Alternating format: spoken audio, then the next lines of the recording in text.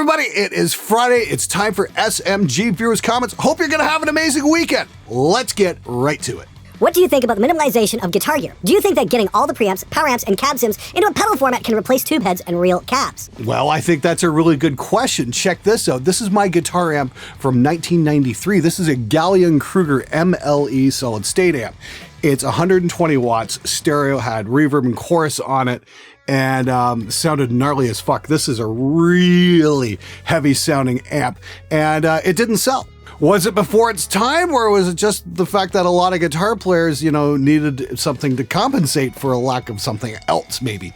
I don't know. So the big question is, I don't know if technology is ever going to replace the tube amp. Now, one thing I noticed when I was invited to hang out with Shinedown, and there were a million other bands playing on two stages in Syracuse. We did this a couple of years ago. It was quite the adventure.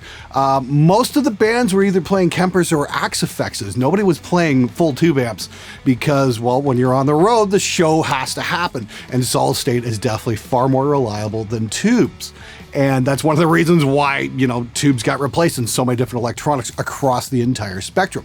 Guitar amps, microphones, and preamps. That's kind of where tube technology still exists because it's very pleasing to the ears. Fortunately, digital tech has come a long way in terms of emulation and can really pull it off convincingly, especially in the case of, like, say, a Kemper.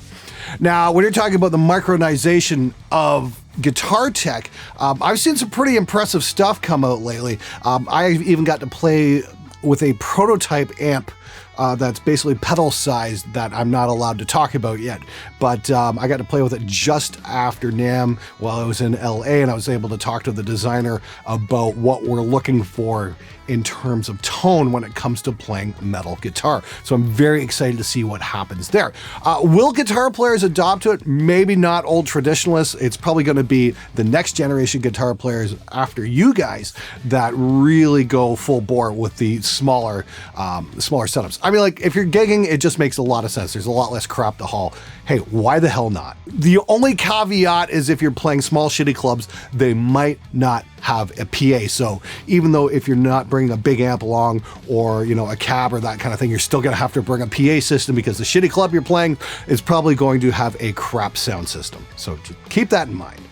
Hey Glenn, I'm wondering what your stance is on giving the artist their tracks if they back out in the middle of recording. It's happened to me a few years back when I was recording a trash metal band and they wanted their tracks. Well, it was one guy in the band kind of managing everything. The recording and mixing process was a fucking nightmare since my friend and I had to move all the recording gear into a disgusting, dirty basement. We recorded 3 songs. It was our first recording project, so we wanted to get started. So for approximately 25 hours of hard work just recording and dealing with barely manageable guitar sounds and shitty drums and vocals sent to us recorded in a different studio and bitrate, we got paid about $35 each. Okay, let me just stop you right there. You got paid just over $1 an hour to make a record? You out of your fucking minds?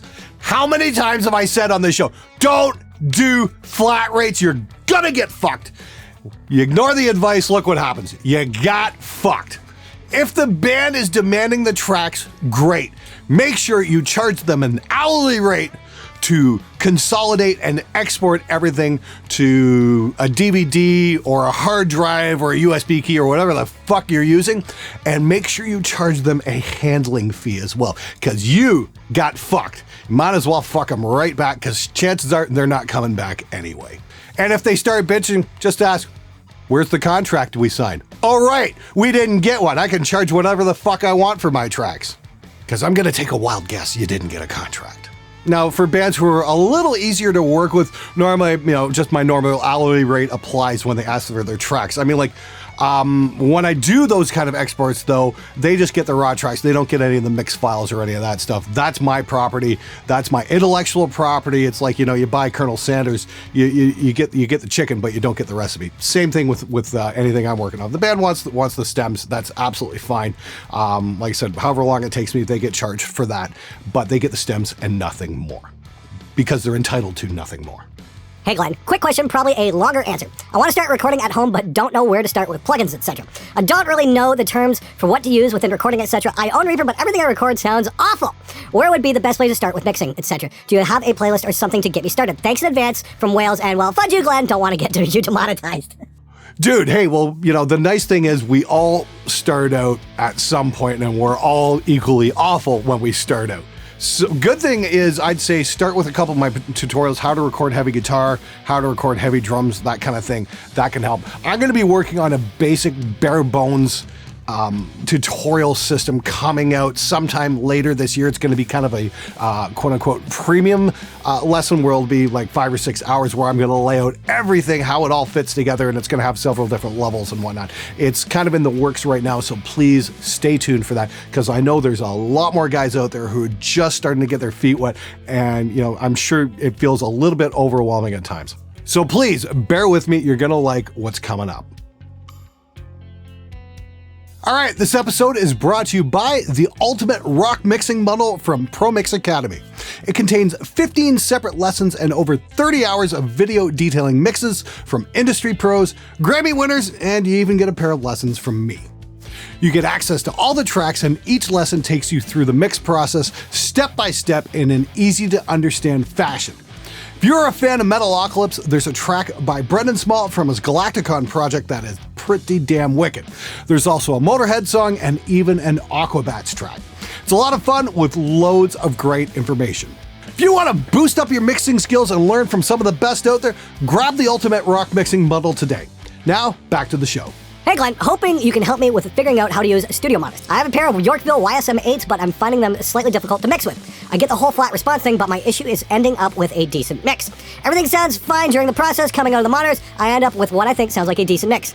However, when I reference that final mix elsewhere, it sounds like total garbage. Too much low, high, not enough of either. Guitars, bass, nothing ends up sounding anywhere near decent. So obviously I'm missing something. I get the concept behind monitor mixing, but how do I take what sounds good on them and translate that same great sound on a normal everyday listening setup? What should I be listening for? Cheers and thanks from Halifax. I'll be writing it every week till I get an answer. Jared, this sounds exactly like my first studio. You know, I'm mixing. Why does everything sound like shit? It's simple. It's your fucking room. Seriously. I see a lot of stuff in that statement. I don't see anything about acoustic treatment or bass traps or anything like that. So I'm gonna take a wild guess. You're probably working in a bedroom somewhere and you have zero fucking acoustic treatment. And then you've kind of scratched. It's probably a square room, so you're just scratching your head like, ooh, why does it sound like shit? Well, because you're mixing in probably one of the worst environments possible. Check out my video, how to build your own bass traps. That'd be a good starter. If you have a closet, open that up. If you've got hangers, space like some coats and shirts so you get like maybe a little half-inch air gap between them, and that'll actually work like a giant freaking bass trap. It's a great hack for working in a small room. Chances are you're not hearing your low and high frequencies correctly because you've probably got peaks and valleys and null positions right where you're mixing. What I'd also suggest is maybe take one of your mixes and if you can, move your computer somewhere else to a different room in your house, maybe a larger room, and try doing a mix there and just see what happens. See how much differently you can hear your mix. That might make a huge help. A couple things you can check out is there's a program from SonarWorks I'm going to be demoing real soon, and it will take measurements of your mix position and help flatten out your monitors. I think that's a really cool piece of tech I'm going to be looking further into. And the other thing is, and I say this all the time, check out the John Sayers Studio Design Forum. And there's a great forum on there where you can put some pictures up of your mixing position and maybe get some advice from some of the other forum members there. They're a great bunch of dudes and they helped me design this place here. Seriously worth your time. Good luck, dude. Hopefully that helps. Meanwhile, go build some fucking bass traps. Hey Glenn, can you give me some insight on how much room shape matters for recording audio? I've just moved house and have a spare room I'd like to turn into a home recording studio. However, the room is almost a square, 14 feet by 13 feet. I've read online that square rooms are a complete bitch to record audio in, and wondered how much truth there is to that. Is it like an exaggeration or something that can be fixed with enough acoustic treatment? Thanks, and fuck you, Glenn. Hey, Matt Smith, congratulations on moving into recording after your tenure as Doctor Who. Good job, dude. Anyway, yeah, a square room's not your friend. Fortunately, yes, you can alter the characteristics of that room with bass traps and diffusers and that sort of thing, and you can build add-ons to your wall and kind of break things up a little bit. As I stated before, the John Sayers Studio Design Forum. If you're getting into recording and you haven't visited that, you're wasting your fucking time.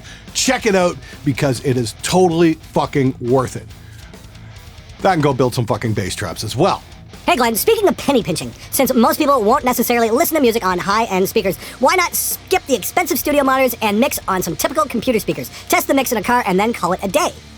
Simply put, because the computer speakers aren't going to tell you what's going on, especially when it comes to tracking and getting your initial sounds. You're going to need flat frequency response so you can really hear what's going on in terms of mic placement or dialing in your amp sim or all that kind of shit. It's not going to do you any good if your speakers are lying to you, and computer speakers are designed to make your mix sound better than it really is. So yes, spend the $300 on a set of Calis and hear what really is going on. And don't be so fucking cheap. Hey Glenn, I want to know if you have any tips for a guitarist who has hit a rut. By the way, I love your videos and enjoy seeing the Smash Marshall behind you. Thank you, and fuck you, Glenn. Hey Austin, that's a great question. You know what? The best advice I ever got when it comes to breaking out of the mold, so to speak, is I think it was an article I read by Steve Vai in one of the guitar magazines back in the late 80s. And it's keep doing the same thing over and over and over and over and over again. Your subconscious is going to force you to make a change and play the same part differently. So I remember doing slides, and I remember, just doing it over and over and over again. And then I came up with this cool thing, sliding up the guitar and, pushing down on a whammy bar at the same time. I'm like, oh, that's kind of neat. So you get this kind of, stutter effect as you go across the frets. Pretty fucking cool. And then I read somewhere like, oh yeah, Joe Satriani came up, and I'm like, fuck's sakes. This was back in my, late 80s, early 90s, total guitar nerd phase. Another thing would be, don't be a complete zealot when it comes to working with different types of guitars. I know a lot of guys are like, well, guitars only have 6 strings. Well, if you're in a rut, try 7, try an 8, break out of that, try an alternate tuning. Go into Dadgad or something like that. One of the most famous songs in Dadgad ever was Kashmir by Led Zeppelin. I mean, like it's used in a lot of Celtic music, that kind of thing.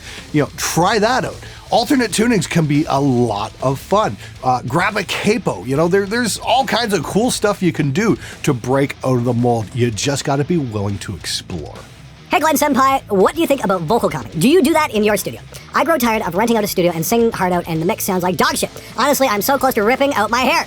The studio I rent is at my local library. The equipment I have is Apple trash can, some off-brand 2-in-1 mixing and audio interface, some sure microphone condenser mic that I don't know what mode it is, and an isolation booth. Please help me, Glenn Senpai. P.S. Please notice me.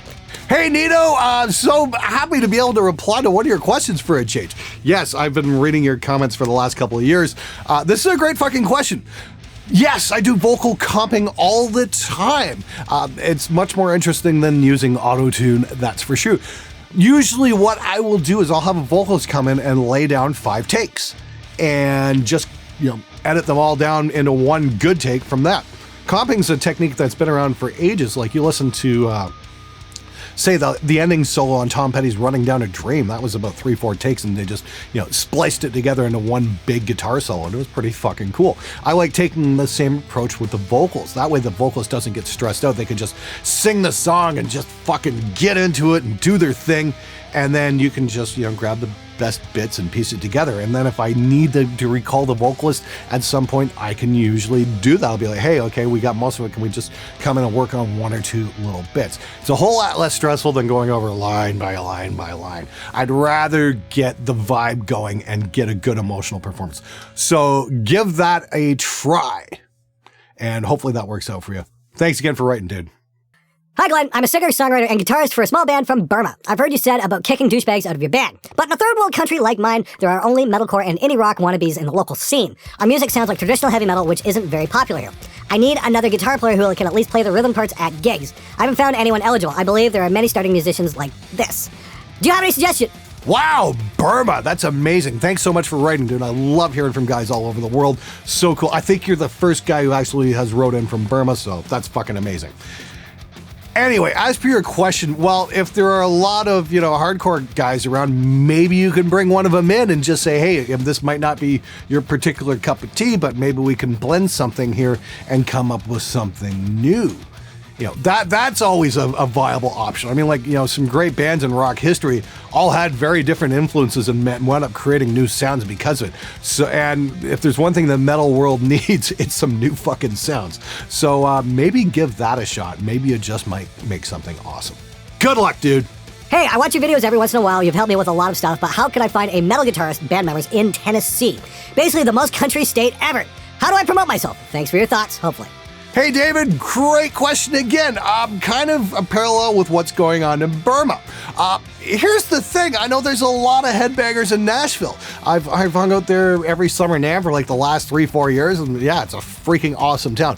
I don't know what part of the state you're living in, so that really doesn't help. But then again, maybe get a country guitar player and get some chicken picking going on with some metal riffs. That might be kind of cool. Again, don't be afraid to start mashing shit together. That's how rock and roll came together, was a mixture of blues and country, and then, you know, they added some rhythm to it and came up with something really awesome.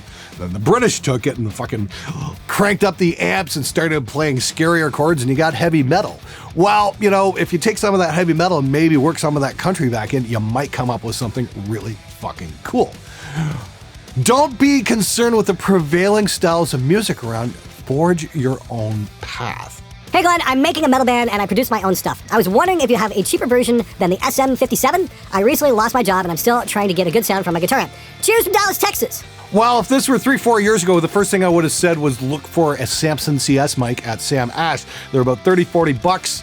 They had interchangeable capsules for vocal and instruments, and they were every bit as good as the SM57.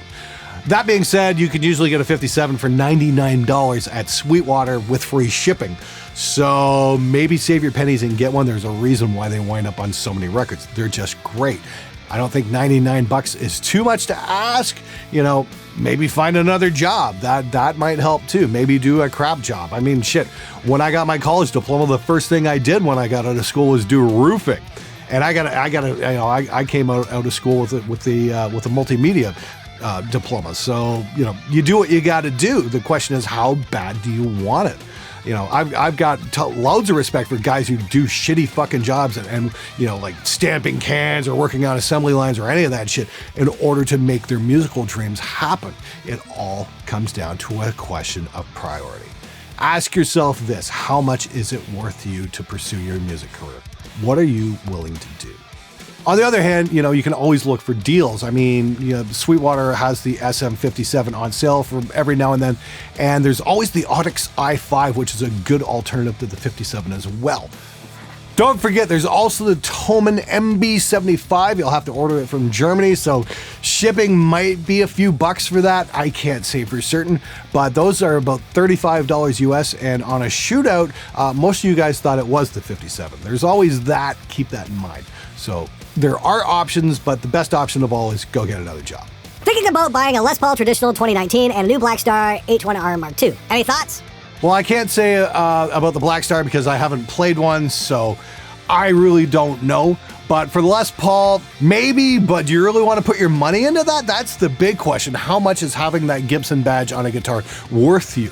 Because I've played some LTDs and some Spectres and some other different brands that are shaped and play and feel like Les Pauls that are a lot less cheap and have some seriously fucking awesome quality. Again, it all comes down to priorities. Just how bad do you want that badge on your guitar? If that's what you have to have, yeah, go get one. But if you don't have to and you want a great guitar and you want to save some money, yeah, look around for some alternatives.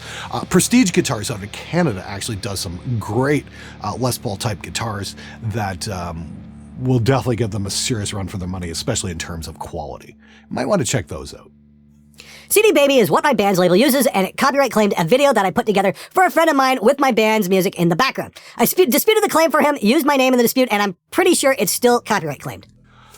Well, that's the frustration of working with CD Baby. We kind of touched on this last week, and it's just fucking aggravating as a YouTuber. You know, half the bands I work with, I can't use their music as background music because they went through CD Baby, and CD Baby's just like, oh, I'll take that money, I'll take that money, I'll take that money, I'll take that money. So until they change their fucking policies, I still say avoid CD Baby like the plague because it will cause you problems when you start putting your music up on YouTube.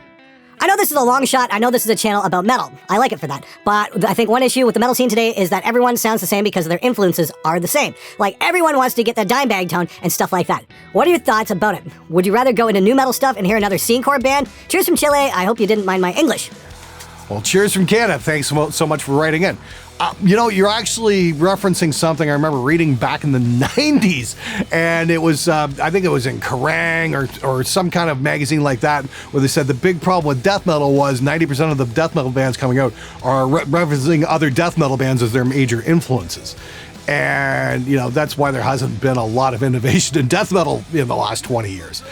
I think that's a great fucking point. You take a look at some of the original metal bands, okay, those guys were getting influenced by bands like the Beatles, Judas Priest, Black Sabbath. They all had major Beatles influences. They also took their influences from Cream and Hendrix and Spooky Tooth and fucking Gun and a whole bunch of other fucking, weird bands nobody's ever fucking heard of. Point being is they took their influences and created something new, where a lot of metal bands these days are taking their influences and emulating exactly what those influences did. So maybe it's time to start reaching outside of the box and stop looking at just metal bands for influences and realize there's a huge fucking palette of music out there to take ideas from and reform it into something new. That's usually when the best stuff happens. Hey Glenn, I've always heard that on classic records, one guitarist will play all the rhythms for tightness reasons. Is there any truth to this, and is something bands you think about? Thanks, and fuck you. Yeah, there is some definite truth to that. A great example of that would be Metallica. All the early records, James Hetfield played all the rhythms, and then Kirk Hammett started playing rhythm on load, and all those records sucked. Make of that what you will. The other thing is, I find a lot of bands will come in and just have one guy play rhythm, and it usually makes things super fucking tight. But then again, the band doesn't really wind up with any kind of dimension to their sound. So maybe we should start having more bands with two guys playing rhythm. I mean, like a great example of a classic record that just sold millions and had two guys playing rhythm on it was British Steel. Glenn Tipton had his guitar in one room, KK had his guitar in another room, and they rocked it out and had amazing fucking results. So there's no hard and fast rule there. Go with what works, but don't be afraid to try something new as well. Hey Glenn, I've had my Focusrite 2i2 for a while, but I've never really used it other than quiet guitar practice through headphones. The reason why not doing much with it being the software it came with is pretty intimidating. That and the fact I can never finish writing material so I can get to work. Any advice on how I can actually ease into the software and maybe actually finish writing fucking songs? I say this all the time. You need to prioritize what you're spending your time on. If you have other hobbies, and you want to get better at guitar, you might want to prioritize that over other things like playing video games and that sort of thing. I'm not saying you're into that. I don't know. I've only got a little statement to go from, but it's pretty common thing these days. Oh, I want to get better at guitar. Then why the fuck are you playing a massively multiplayer online game that's going to take up all your fucking time? Don't waste time watching TV. Fucking get on your computer and start putting time in. It's only going to make you better. For fuck's sakes, how will these people respond when an actual problem arises? Oh, of course you're referencing the Pussy Melter video I did there last week. Well, it's obvious, man. They can't even. They keep saying that. I can't even. All right, well, you know what? I've got a great idea for all those people out there who can't even. Here's a thought. Get the fuck out of the way and let those of us who can get shit done. All right, everybody, that's it for this episode. Thanks so much for watching. Make sure you hit the subscribe button before you head out. And don't forget, we've got that sale on the Ultimate Rock Mixing Bundle at Pro Mix Academy. It will increase your mixing and recording skills. Until next time, take it easy. Hey guys, if you liked the video, be sure to subscribe as I post every Wednesday, Friday, and Sunday. If you want to learn more about recording, check out one of my tutorials or one of my gear reviews if you want the actual honest truth about a piece of equipment. Till next time, stay metal, my friends.